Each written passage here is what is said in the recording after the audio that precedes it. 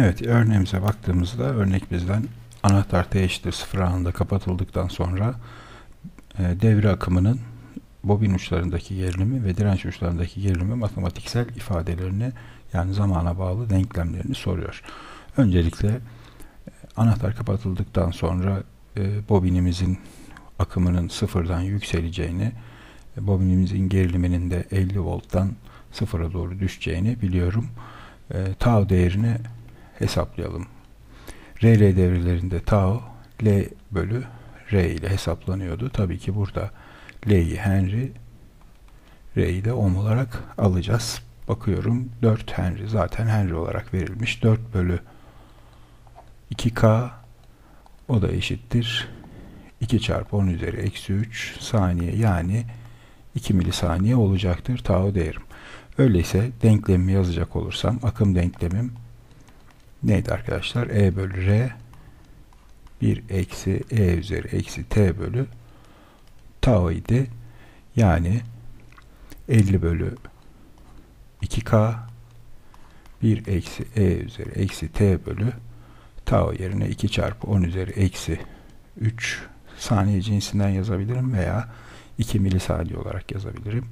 Bunu düzenleyecek olursam 25 1 eksi E üzeri eksi hatta doğrudan şey olarak yazalım. Yani 10 üzeri eksi 3'ü yukarı atıp 2'ye bölelim. 500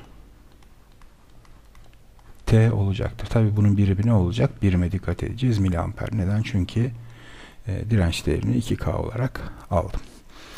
Evet. Devrenin akımını bulduktan sonra şimdi ne yapalım? VR direnç uçlarındaki gerilime bakalım. VR gerilimim I ile veya tek bir akım var zaten devrede. Buna I de diyebilirim. I çarpı R değeriyle bulacağım. Yani 25 1 eksi E üzeri eksi 500 T, bu akımımdı, çarpı bu miliamperdi, 2K diyorum.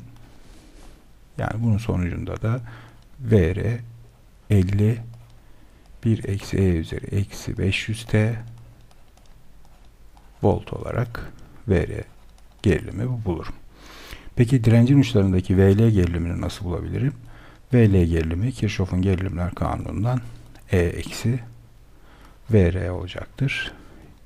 O da 50 eksi 50 artı 50 çarpı E üzeri 500 T. Yani şu ifadeyi getiriyorum.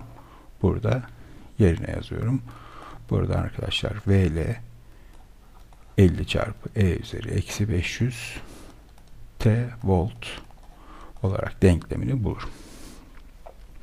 Peki bunların eğrilerine bakacak olursak, şimdi şu dikkatinizi çekti mi bilmiyorum. Bakın, bobin akımına baktığımızda bobin akımının ulaşacağı en son değer E bölü R değeridir. Yani bobin akımı sıfırdan başlayacak, bir değerde sabit devam edip gidecek. İşte o sabit değeri, yani alacağı maksimum değer E bölü R'dir. Çünkü sonsuzda burası kısa devre olacaktır ve devrenin akımı alacağı maksimum değer E bölü R olacaktır. Yani demek istediğim şu, eğrilere bakarsanız bobinin akımı sıfırdan başlıyorsa sıfırdan başlayacak. 5 tau süresi sonunda, yani 10 milisaniye, tau'muz 2 milisaniye olduğuna göre 10 milisaniye sonra 25 miliamper değerine gelecek. Burada artık bobinim kısa devre oldu. Kısa devre gibi davranıyor. Şurada bobinim açık devre gibi davranıyor. Bunu biliyorum. Açık devre gibi olduğu anda uçlarındaki gerilim kaynak gerilimidir. Yani 50 volttan başlayacak ve akımı yükseldikçe uçlarındaki gerilim azalacak ve 5 tau süresi boyunca sonunda uçlarındaki gerilim 0 volt. Yani aslında kısa devre olmuş olacak. Evet, umarım anlaşılmıştır.